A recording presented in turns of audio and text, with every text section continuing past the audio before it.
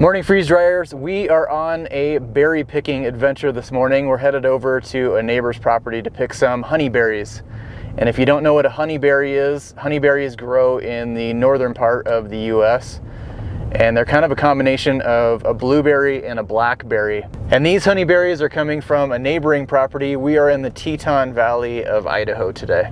So let's go pick some berries.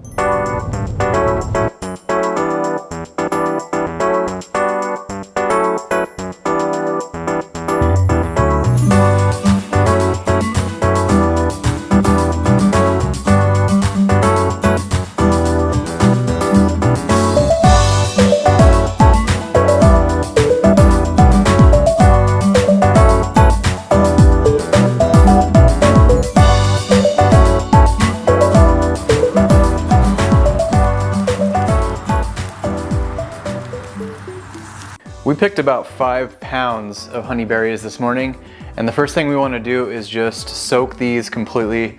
We let them sit for about an hour or two. This will get any dirt or bugs out of it, and you can then strain them off, and then we're going to go straight onto freeze dryer trays.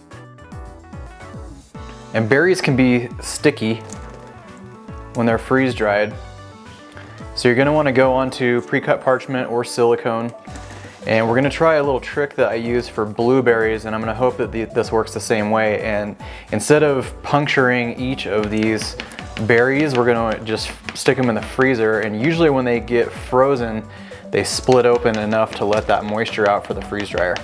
You can also run these through a food processor to just put a nick. There's a couple other options. There's different devices and things that you can use that will pierce berries. You don't want to put these on too thick, especially if you're trying to do whole berries like we are today. All right, now we're going into the freezer. We're going to pre-freeze these before we throw them in the freeze dryer.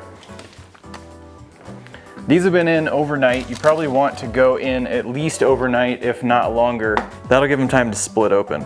Make sure you check out our freeze drying groups in Facebook and on MeWe. It's Retired at 40's freeze drying group. And then check out our socials at OG Freeze Dryer. You can check out all of the green supplies you've seen in the video today at freezedryingsupplies.com.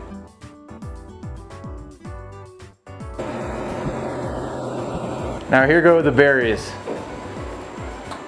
These have been in for about 31 hours. You can see it kind of looks like a horror movie scene in here. I'm not sure if we had some explosion or something on the inside, but I did add some extra time because I wanted to make sure that our freeze method would actually get all of these complete.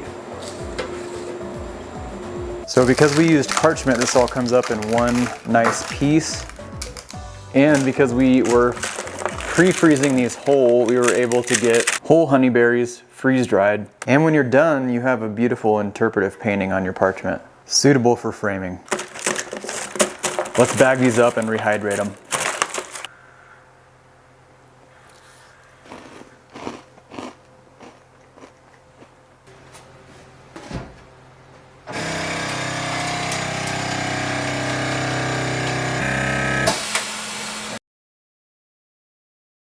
You can eat these freeze-dried honeyberries just in their raw, freeze-dried state, or another great way to use these up are in smoothies or in instant oatmeal that you have freeze-dried with little other freeze-dried ingredients like freeze-dried strawberries. You can freeze-dry the oats and rehydrate them in that form. You can add some almonds, some walnuts, pumpkin seeds, and you have a complete breakfast. When all the freeze-dried stuff hits this oatmeal, within a few minutes it rehydrates, adds a little color and a lot of flavor, and it's ready to eat. So whether you are freeze-drying honeyberries or any other similar type of berry, they turn out really well. You can skip the step of puncturing them or cutting them all up by just freezing them for 24 hours or more, and you will have a whole berry that rehydrates beautifully. In the meantime, remember to live life simple. We'll catch you next week.